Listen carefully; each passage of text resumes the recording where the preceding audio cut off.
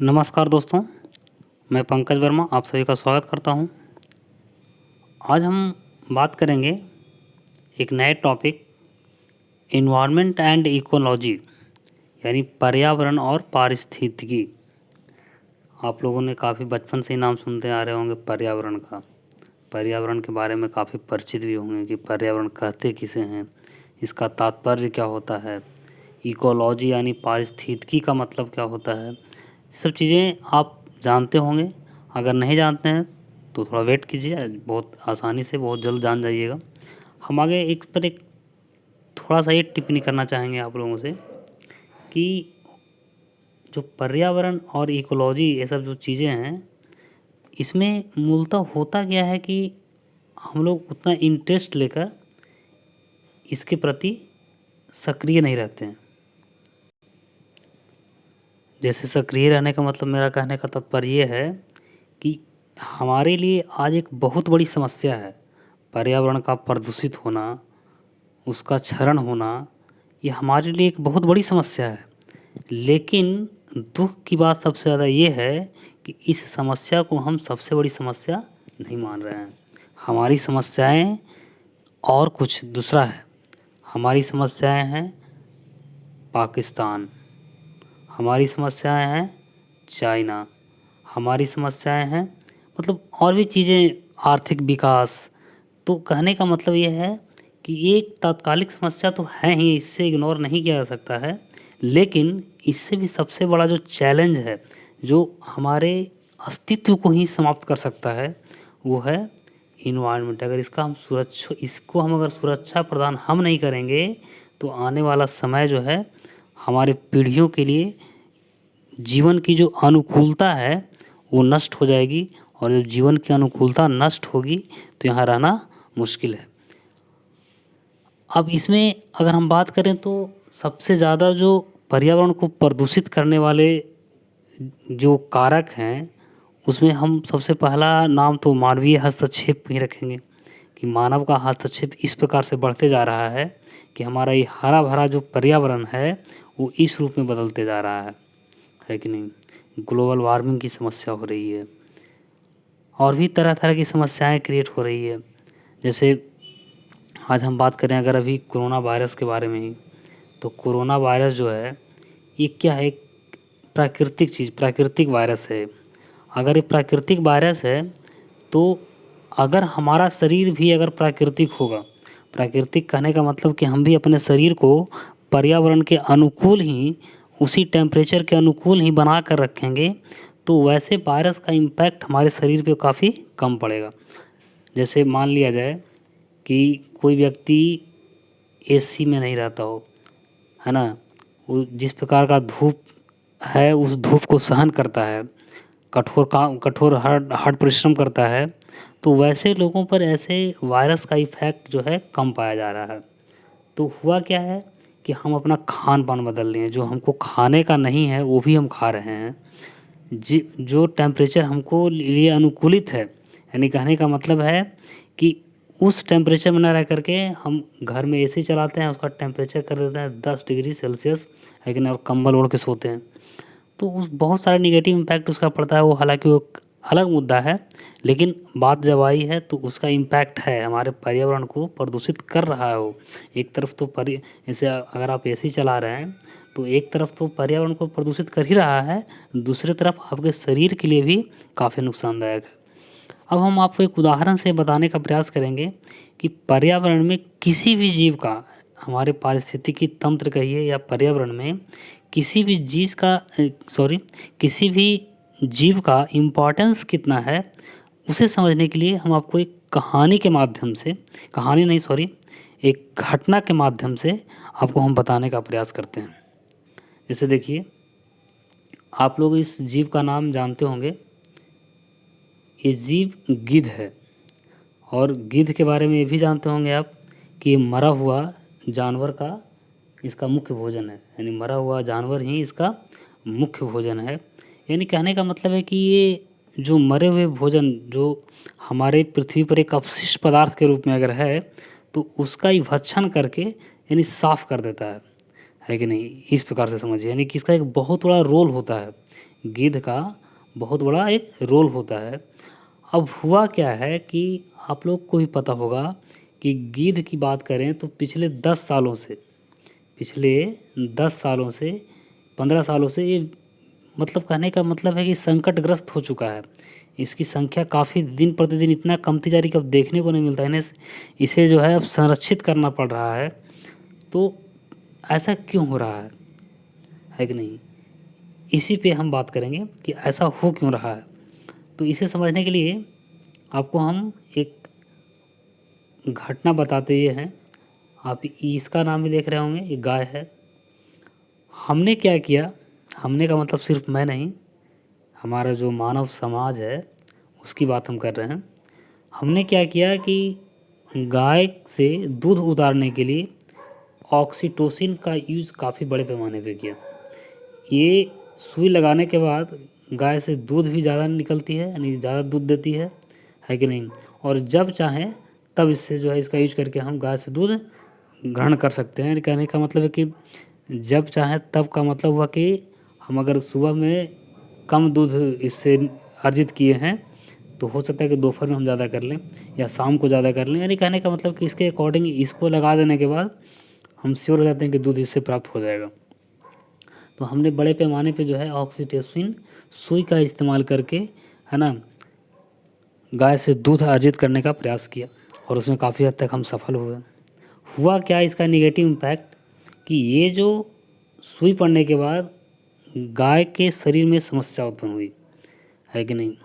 और इस समस्या से उबरने के लिए, गाय की शरीर में जो उत्पन्न समस्या हुई, मांसपेशियों में इसके दर्द वगैरह ऐसे कुछ घटनाएं हुई, तो इसके निवारण के लिए हम एक दवा इसको यूज किया गया, डाइक्लोरोफिनेक्स सोडियम। समझिएगा ध्यान से चीज़ों को।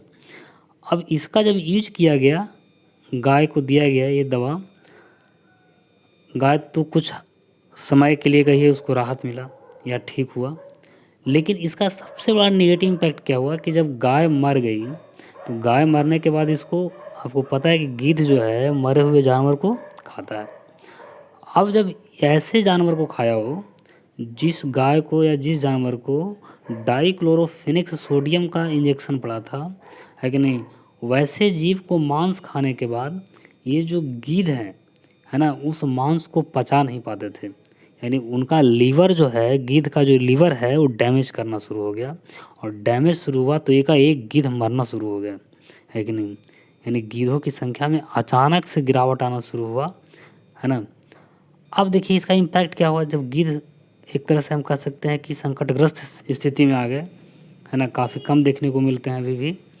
अब क्या हुआ, अब ये जो मरे हुए जानवर है इसको तो गिद्ध अब खा नहीं पा रहा है, गिद्ध की संख्या काफ़ी कम हो गई, इक्का दुक्का कहीं बच रहा है, उसको संरक्षित किया जा रहा है वो भी हमारे द्वारा, तब उसका संख्या नहीं तो वो भी विलुप्ति के कगार पर चला जाता।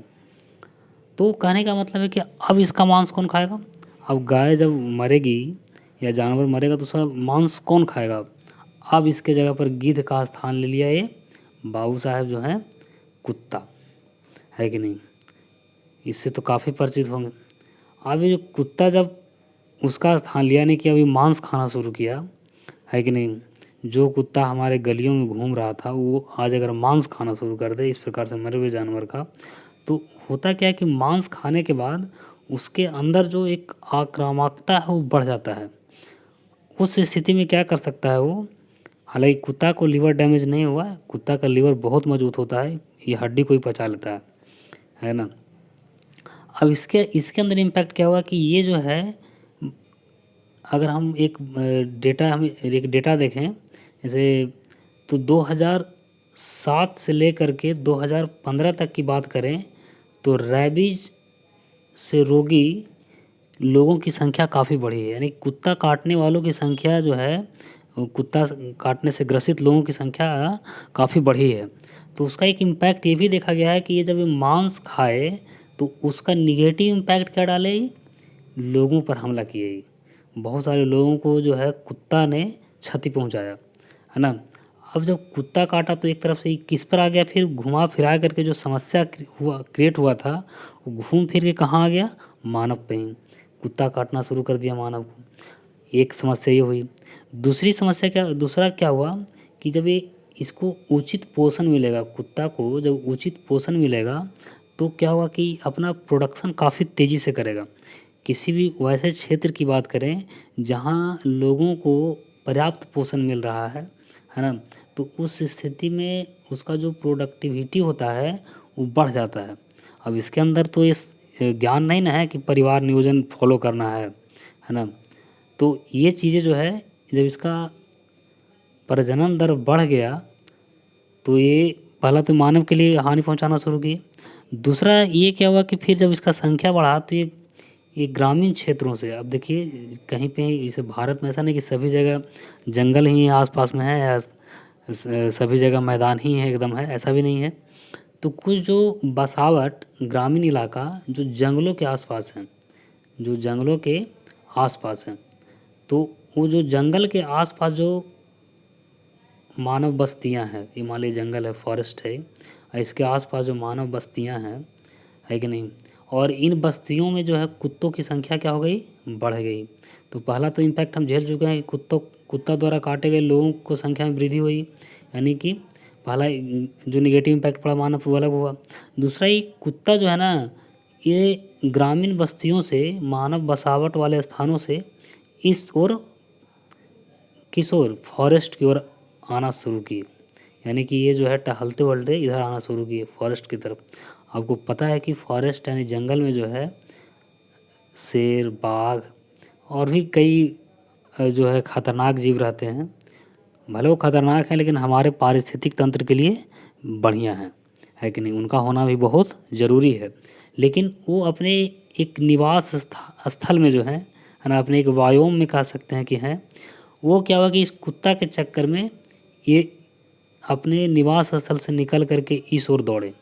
जैसे मान लिया जाए कि शेर है ना, तो निकल करके कुत्ता को पीछा करते हुए ये मानव बस्तियों में हस्तक्षेप किया, यानी कि उस तरफ दौड़ा, है ना।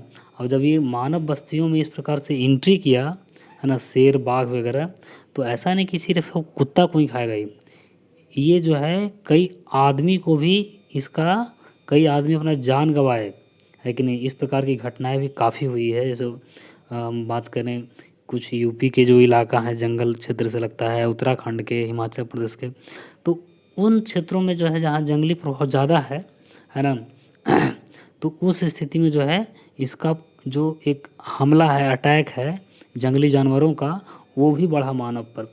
तो हम कुल मिलाकर ये कहना चाह रहे हैं, ये समझाना चाह रहे हैं कि हमारे द्वारा अगर कुछ भी पर्यावरण के खिलाफ अगर एक्शन लिया जाता है या कोई वैसा कार्य किया जाता है तो उसका भुगतान जो है हमें ही भुगतना पड़ेगा, उसका भुगतान हमें ही उसका वहन करना पड़ेगा, है ना। वो चाहे हम अपनी जान गंवा के करें या ऐसा समय भी आएगा कि हमारा अस्तित्व संकट में आ जाएगा, यानी मानव अस्तित्व संकट में आ जाएगा। और सबसे बड़ी समस्या हम जो ये बता रहे थे कि ये समस्या तो हमारी है ही पर्यावरण, कि पर्यावरण को सुरक्षित रखना, उसे साफ़ सुथरा रखना, ये हमारे लिए बहुत बड़ी चुनौती है।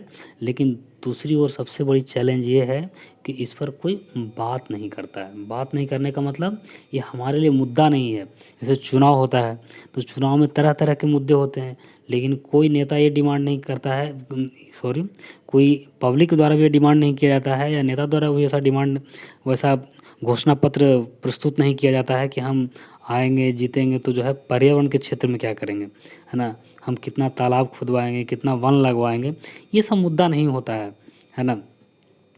तो हमारा और आपका एक जिम्मेवार नागरिक का एक दायित्व होता है कि आने वाली पीढ़ियों के लिए, है ना, हम अपने अस्तित्व को बचाने के लिए हम पेड़ पौधों का संरक्षण करें, पानी का संरक्षण करें, है ना।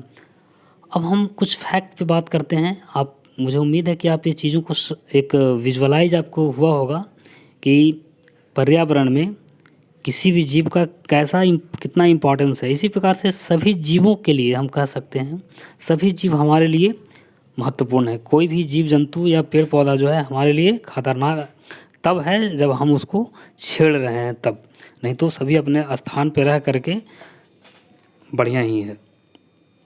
अब हम कुछ फैक्ट पे बात करते हैं। अब हम बात करें कि पर्यावरण और पारिस्थितिकी ये है क्या। तो आपको पता होगा कि पर्यावरण जो है, इसका तात्पर्य यानी पर्यावरण होता क्या है। तो ये हमारे चारों ओर के जो प्राकृतिक जगत है उसी को हम क्या कहते हैं, हम पर्यावरण कहते हैं, जिससे हम घिरे हुए हैं। अभी प्राकृतिक जगत के अगर हम घटक की बात करें कि कौन कौन इसमें शामिल है, तो इसमें जैविक घटक भी शामिल है, अजैविक घटक भी शामिल है।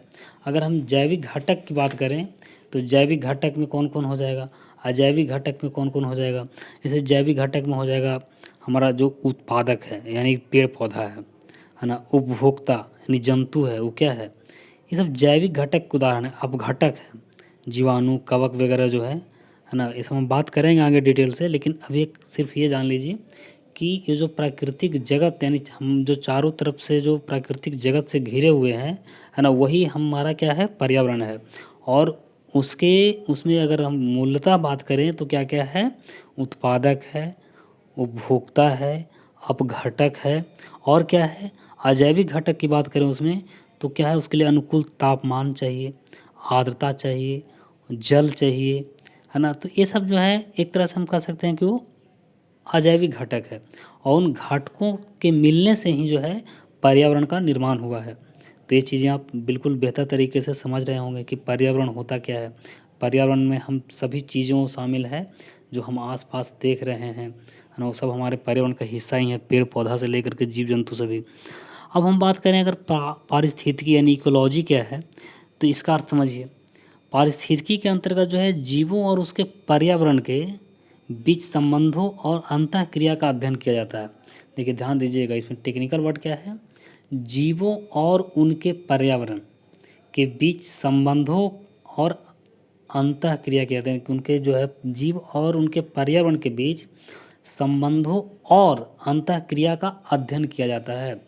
यानी अंतःक्रिया का मतलब क्या हुआ, जैसे अभी आपको हम एक उदाहरण से समझाए कि मामला गिद्ध से शुरू हुआ है ना, गाय से शुरू हुआ और जाते जाते कहाँ फिर जो है मैंने मानव से शुरू हुआ, और वो जो है गिद्ध, गाय, कुत्ता, शेर, बाघ होते हुए फिर जो है मानव पर यहाँ आकर के लौटा।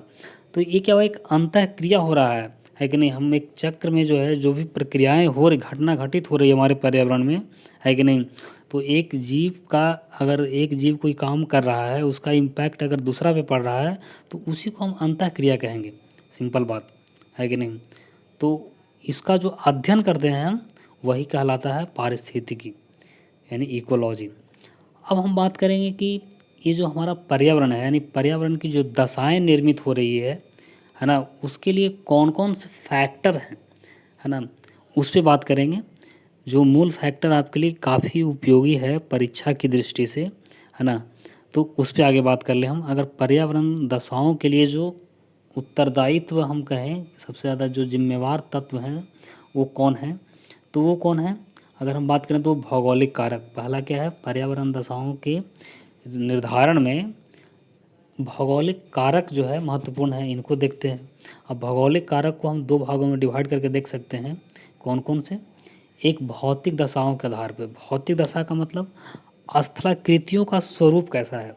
अब मान लिया जाए कहीं पे पहाड़ है, पठार है, नदी है, घाटी है, इस प्रकार के समुद्र है, ये सारी चीज़ पाए जा रहे हैं, तो वहाँ पे हम क्या कह सकते हैं कि वहाँ पे स्थलाकृतियों का स्वरूप जो है उस टाइप से होने से वहाँ पे जैव विविधता काफ़ी ज़्यादा है। हम आगे बात करेंगे जैव विविधता इस सब पर, लेकिन अभी आपको सिर्फ हम एक आपके अंदर एक विज़न क्रिएट कर रहे हैं कि पर्यावरण है क्या, आपको इसके प्रति क्यों सक्रिय होना चाहिए है ना। इसका परीक्षा की दृष्टि से तो इम्पोर्टेंस है ही, साथ ही साथ हमारे अस्तित्व से जुड़ा हुआ है। हम अपने अंदर एक ऐसा मनोभाव क्रिएट करें है ना, एक ऐसा एक छवि प्रस्तुत करें कि लोगों के अंदर एक चेतना आए कि हमें भी पर्यावरण के प्रति जागरूक होना चाहिए, हमें भी जल बचाने के प्रति जागरूक होना चाहिए, हमें भी पेड़ पौधों को संरक्षित रखने के लिए जागरूक होना चाहिए। इस प्रकार का एक मेंटलिटी डेवलप करना है आपको अपनी छवि से। तो ये स्थलाकृति का स्वरूप हो गया एक निर्धारण करने में। दूसरा, जलवायु दशाएं भी एक कारक होती है। अब कहीं पे जलवायु दशा जो है मरुस्थलीय टाइप का है ना, तो वहाँ पे जो है कहने का मतलब है कि हम कह सकते हैं कि वहाँ पे जीवों का जो विविधता है वो काफ़ी कम पाया जाएगा।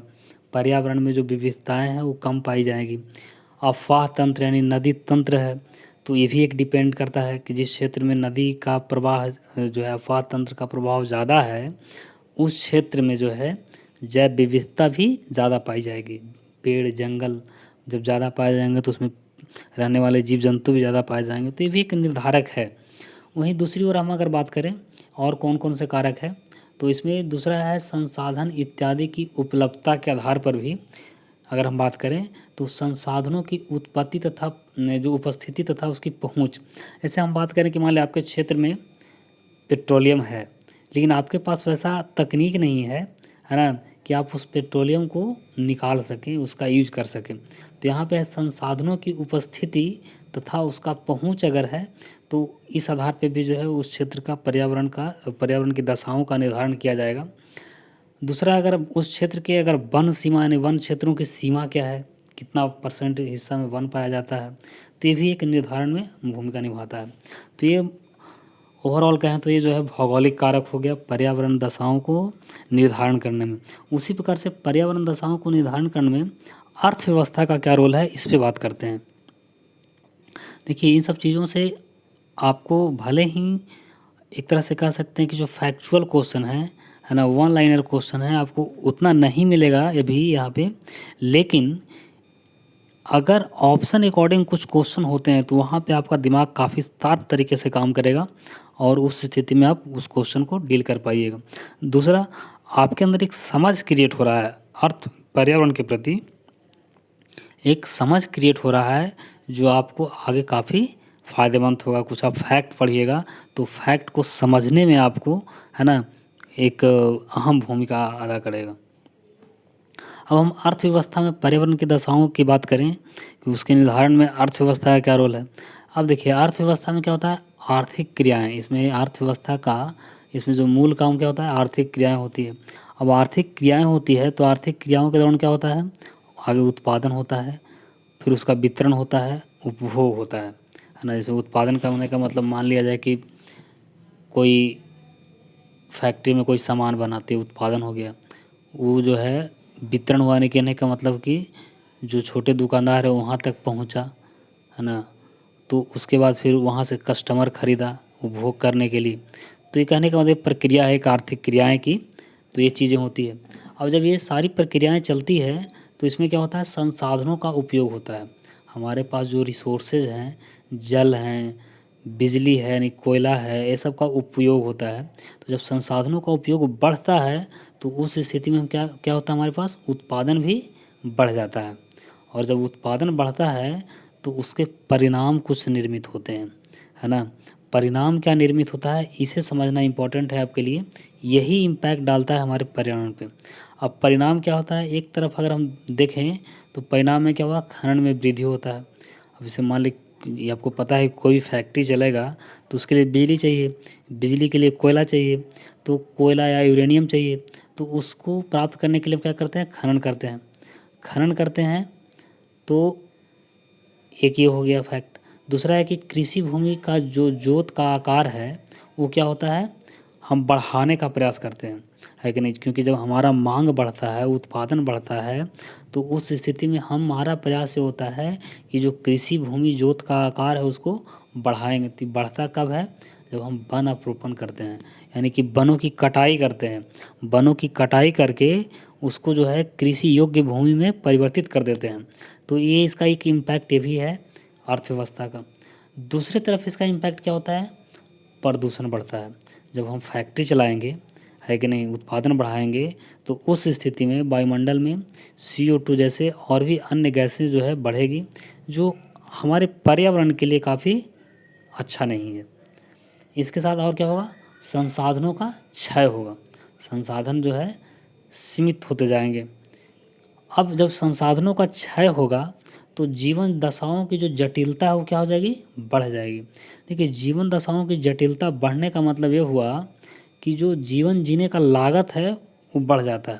जैसे हम एक उदाहरण से समझें, आज से अगर हम 30 साल पहले की बात करें या 50 साल पहले की बात करते हैं, या देश हमारा जब गुलाम था उस समय की बात करते हैं, तो उस समय लोग कुआं से पानी पीते थे और कुआं का पानी इतना स्वच्छ होता था कि उन्हें वो पानी पीने से किसी प्रकार का कोई बीमारी वगैरह नहीं होता था। हाँ, भले उसमें दूषित अगर कुछ जानवर मार के फेंक दिया तो उसका एक इम्पैक्ट अलग होता था, लेकिन ओवरऑल हम कहें कि जो हमारा भूमिगत जल था वो काफ़ी उस समय सेफ था, सुरक्षित था, है कि नहीं। लेकिन वहीं हम आज बात करें, आज हमारा जो भूमिगत जल है वो क्या हो गया है, बहुत ज़्यादा प्रदूषित हो गया है। आज हम बोतल का पानी खरीदते हैं पीने के लिए, तो पीने के लिए जो बोतल का पानी खरीद रहे हैं, जो पानी हमको फ्री में मिल रहा था वो पानी हमको खरीद के पीना पड़ रहा है। अब पानी, अब यहाँ पे देखिए, पानी तो ज़रूरी चीज़ है, हमको पीना है तो ख़रीदना ही है। तो जीवन जीने के लिए जो हमारा एक एक्स्ट्रा खर्च बढ़ रहा है, तो हम इसको कह सकते हैं कि जो जीवन दशाओं की जो जटिलता है वो बढ़ रही है कि नहीं। इसे आने वाले दिन में अगर ऐसा भी हो सकता है कि अगर हम पेड़ की बहुत बड़े पैमाने पे कटाई करते रहे तो हमें ऑक्सीजन नहीं मिलेगा, है कि नहीं। जिस प्रकार से हम आज पानी का बॉटल खरीद रहे हैं पीने के लिए, उस प्रकार से हमें ऑक्सीजन लेने के लिए भी एक बॉटल लेने की ज़रूरत पड़ेगी और हमेशा हमको एक बॉटल अपने कंधे पर रखना पड़ेगा, है कि नहीं। ये स्थितियाँ निर्मित हो सकती है अगर हम जागरूक नहीं हुए तो, है ना। और धीरे धीरे फिर जो है मानव का अस्तित्व जो है काफ़ी संकट में आ जाएगा। तो ये चीज़ें हैं कि जीवन दशाओं की जटिलता क्या होती है, बढ़ जाती है, यानी जीवन जीने की लागत बढ़ जाती है। अब जब ऐसा होता है तो हमारे सामने एक चैलेंज क्रिएट होता है, क्या, विकास बनाम पर्यावरण। अब हमारे सामने एक चैलेंज ये होता है कि हम अपनी जीविका को, हम अपनी इतनी बड़ी जनसंख्या को खिलाने पिलाने बढ़ाने के लिए, इसके डेवलपमेंट के लिए विकास करें। विकास करें का मतलब उत्पादन बढ़ाएं, लोगों को रोज़गार दें, ये भी तो मुद्दा है ना हमारे पास। तो एक तरफ हमारे पास चैलेंज होता है कि हम विकास करें, दूसरा है कि हम पर्यावरण को संरक्षित रखें। अब जब हम विकास करते हैं तो उस स्थिति में पर्यावरण पर नेगेटिव इम्पैक्ट पड़ता है। हम बड़े पैमाने पर उत्पादन करेंगे, CO2 का ज़्यादा उत्सर्जन होगा, संसाधनों का ज़्यादा क्षय होगा, तो उसका नेगेटिव इम्पैक्ट पर्यावरण पर पड़ेगा। तो हमारे लिए एक चुनौती बन जाता है ये। अब इसी चुनौतियों से निपटने के लिए हमारा क्या प्रयास होता है कि हम सतत विकास की संकल्पना को आधार बनाते हैं और इसके अकॉर्डिंग चलने का प्रयास करते हैं। यानी सतत विकास की संकल्पना का मतलब ये कि हम अपने संसाधनों का इस प्रकार से उपयोग करें कि वो आने वाले पीढ़ियों के लिए भी संरक्षित रहे, है कि नहीं। और हम कम से कम वायुमंडल को प्रदूषित करें, यानी हम ऑप्टिमम यूज की बात करते हैं। जो प्राकृतिक संसाधन है उसका हम मिनिमम यूज की बात करते हैं, न्यूनतम यूज की बात करते हैं सतत विकास की संभावना में, संकल्पना में। तो ये चीज़ें अर्थव्यवस्था के अकॉर्डिंग हम समझ गए कि उसका जो है पर्यावरणीय दशाओं पर क्या इम्पैक्ट होता है। अगर हम दूसरी बात करें कि पर्यावरणीय दशाओं में गवर्नेंस का क्या रोल होता है, गवर्नेंस का रोल क्या होता है पर्यावरणीय दशाओं को निर्धारण करने में, तो इसको समझ लेते हैं थोड़ा। अगर हम इसकी बात करें तो पर्यावरण संतुलन, संरक्षण इत्यादि को बढ़ावा देने के लिए तथा मानवीय हस्तक्षेप से पर्यावरण पर होने वाले नकारात्मक प्रभावों को न्यूनतम करने के लिए शासन का यूज किया जाता है। यानी शासन के द्वारा क्या क्या किया जाता है, पर्यावरण को संतुलन, संरक्षण इत्यादि को बढ़ावा दिया जाता है। मानवीय हस्तक्षेप से पर्यावरण पर होने वाले जो नकारात्मक प्रभाव है उसको कम करने का प्रयास किया जाता है गवर्नेंस के माध्यम से। इसके लिए क्या करती है सरकारें, इसे समझिए। तो इसके लिए क्या होता है कि विभिन्न प्रकार के शासन संबंधी प्रयास किए जाते हैं। जैसे हम बात करें, संस्थाएं बनाई जाती है, ट्रिब्यूनल बनाए जाते हैं, यानी अधिकरण बनाए जाते हैं, संगठन बनाए जाते हैं, नीतियाँ बनाई जाती है, ऐसा योजनाएं ऐसे लाए जाते हैं कि जिससे जो है पर्यावरण पर कम से कम इम्पैक्ट पड़े। जैसे हम बात करें ट्रिब्यूनल की, तो जैसे NGT एक ट्रिब्यूनल है, नेशनल ग्रीन ट्रिब्यूनल, ना राष्ट्रीय हरित अधिकरण है। अब इसका काम क्या है कि नदियों के किनारे आप कूड़ा नहीं फेंक सकते हैं, नदी में आप डेड बॉडी को नहीं फेंक सकते हैं। तो ये सब अधिकरण जांच करती है। उसके लिए ही ये जो अधिकरण है ये सिर्फ उसी के लिए बनाया गया है कि हमें जल प्रदूषण को कंट्रोल करना है, वायु प्रदूषण को कंट्रोल करना है। तो इस प्रकार से कई ट्रिब्यूनल बनाए जाते हैं। कुछ वैसी सरकार की नीतियाँ बनाई जाती है, जैसे जल जीवन हरियाली योजना बिहार सरकार द्वारा चलाया गया है। तो ये सब योजनाएं या नीतियाँ जो लाई जाती है, इसके माध्यम से हम पर्यावरण को संरक्षित रखने का और उसे स्वच्छ रखने का प्रयास करते हैं। तो ये जो है गवर्नेंस का भी रोल होता है इसमें। अब हम आगे बात करें कि इसमें इंटरनेशनल रिलेशन का क्या रोल होता है, यानी पर्यावरणीय दशाओं को निर्धारण करने में इंटरनेशनल रिलेशन का क्या रोल होता है ना। तो अब इंटरनेशनल रिलेशन की बात करते हैं अगर, तो ये क्या होता है, पर्यावरण संरक्षण तथा जलवायु परिवर्तन रोकने के उद्देश्य से वैश्विक सहयोग को बढ़ावा दिया जाता है।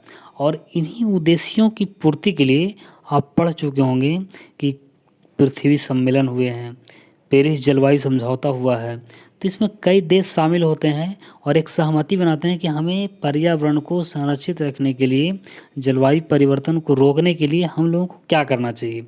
इस पे एक आम सहमति बनाई जाती है, सभी देश उस पर हस्ताक्षर करते हैं और अपने अपने देश में उसको लागू करते हैं कि हम अपने कार्बन उत्सर्जन को और कम करेंगे और कम करेंगे। और दूसरी बात ये कि उसमें जो विकसित देश और विकासशील देश हैं वो अपने मतभेदों को कम करने का भी प्रयास करते हैं। जैसे देखिए, मुद्दा ये होता है कि जो विकसित देश हैं तो वो तो ऑलरेडी विकसित कर गए हैं, तो उन्हें जो है वो अब कहते हैं कि भैया CO2 का उत्सर्जन कम करो। विकासशील देशों का कहना है कि आप तो निकल चुके हैं आगे, हमको जो है विकासशील से विकसित बनने के लिए हमारा उत्पादन तो बढ़ाना ही पड़ेगा। उत्पादन बढ़ाएंगे तो जाहिर सी बात है CO2 बढ़ेगा उस स्थिति में। तो यहाँ पे दोनों देशों के प्रति एक तरह से कहने का मतलब है कि कॉन्फ्लिक्ट क्रिएट होता है। लेकिन कुछ वैसे देश भी हैं जो जहाँ एक तरह से कह सकते हैं आधारभूत संरचना का डेवलपमेंट उतना नहीं हो पाया है, तो वो किसी प्रकार का कोई पॉल्यूशन नहीं फैला रहे हैं, लेकिन उन जो CO2 का मात्रा बढ़ रहा है ना, तो उसका जो वैश्विक प्रभाव है उन देशों पर भी पड़ रहा है। तो उनका एक पक्ष होता है कि हम तो कुछ पर्यावरण के खिलाफ कुछ कर नहीं रहे हैं, लेकिन भुगत सबसे ज़्यादा रहे हैं हम, है कि नहीं। तो वहाँ पे जो देशों के बीच जो एक कॉन्फ्लिक्ट पैदा होता है उसको भी इस माध्यम से, इंटरनेशनल रिलेशनशिप के माध्यम से उसको कम करने का प्रयास किया जाता है। वहीं दूसरी ओर हम अगर बात करें कि उसमें प्रौद्योगिकी का क्या रोल है, तकनीक का क्या रोल है, तो उसकी बात अगर हम करें तो ये क्या करता है, पर्यावरण संरक्षण से संबंधित प्रविधियों का उपयोग किया जाता है। प्रविधियों का मतलब कई प्रकार के जो है नए नए तकनीकों का यूज किया जाता है। और पर्यावरणीय उत्पादकता है कि नहीं, ध्यान दीजिएगा, पर्यावरणीय उत्पादकता को बढ़ाने का प्रयास किया जाता है, प्रदूषण को कम करने का प्रयास किया जाता है तकनीकों के माध्यम से, है कि नहीं। हम आगे चर्चा करेंगे, जब पॉल्यूशन पढ़ेंगे तो उस समय इन सब चीज़ों पर काफ़ी डिटेल से चर्चा होगी। लेकिन अभी फ़िलहाल आप ये समझिए कि पर्यावरणीय दशाओं को निर्धारण करने में प्रौद्योगिकी का भी काफ़ी रोल होता है। तो ओवरऑल अगर हम उम्मीद करें कि करते हैं कि आप लोग आपके अंदर एक विज़न क्रिएट हुआ होगा पर्यावरण के प्रति। धन्यवाद, आज के लिए इतना ही।